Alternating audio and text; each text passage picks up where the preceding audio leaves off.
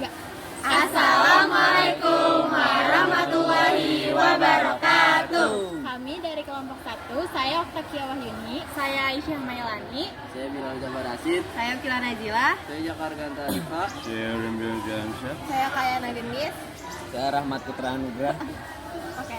Akan membuat video tentang jawaban-jawaban tugas agama dari nomor 1 sampai 15. Love you. Nomor 14, Muhammad Ali Pasha, fokus pada modernisasi Mesir di bidang militer dan administrasi tanpa mengotak-atik agama. 2.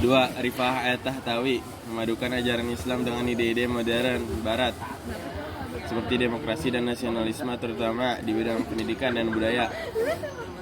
Yang ketiga, Jamaluddin Al-Afghani menyerukan persatuan dunia Islam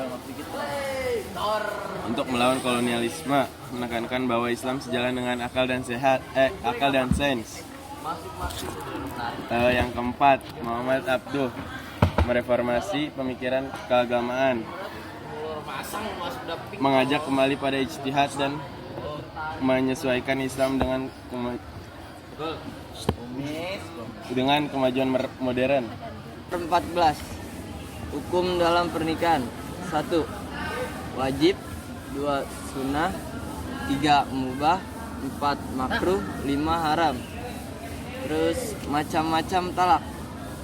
Yang 1. Talak raji, talak yang masih bisa dirujuk selama masa iddah. Yang kedua, talak bain, talak yang tidak bisa dirujuk kecuali akad nikah baru. Terus talak bidi, talak yang bertentangan dengan syariat, misalnya dijatuhkan saat istri sedang haid. Terus hikmah dari masa iddah. 1. Menjadi masa untuk mengetahui adanya kehamilan. 2. Memberikan penghormatan atas hubungan pernikahan yang pernah dijalin. Yang ketiga, menjaga nasab atau keturunan supaya tidak terjadi kacauan garis keturunan. 4.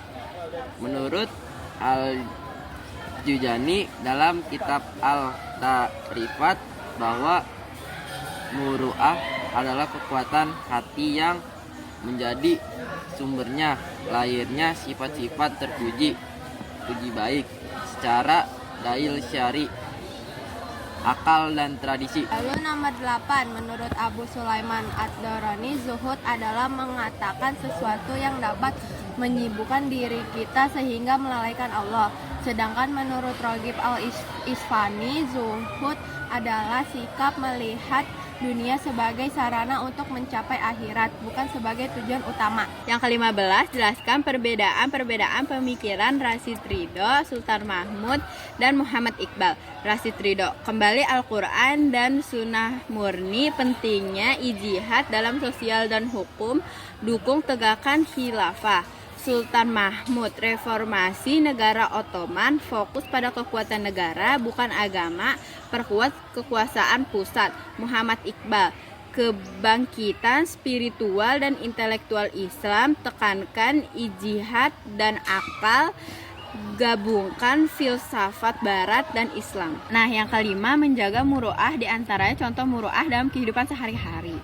Yang pertama ada bicara sopan dan tidak kasar, tidak mengunjing orang lain, menjaga amanah dan rahasia, bersikap sabar dan memaafkan, menjauhi perbuatan dosa dan maksiat. Yang ke-10 itu ada menggunakan media sosial dan penerapannya dalam kehidupan sehari-hari di masyarakat. Ada bermedia sosial mencakup pencegahan etika komunikasi, menghargai privasi orang lain, dan menyebarkan konten positif. Bagaimana caranya?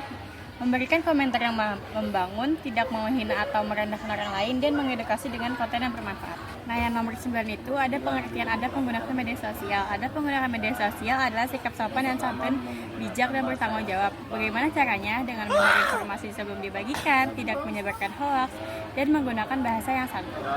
Nomor 13 ada jelaskan perbedaan-perbedaan pemikiran dan pendidikan Kiai Haji Ahmad Dahlan dan Kiai Haji Hashim As'ari.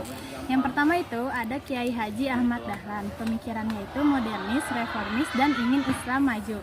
Terus pendidikannya itu pembaruan sistem dan gabung ilmu agama dan umum. Yang kedua ada Kiai Haji Hashim Asy'ari. Pemikirannya itu tradisional, kuat pegang ahlu sunnah wal jamaah. Terus pendidikannya itu fokus akhlak dan ilmu agama klasik.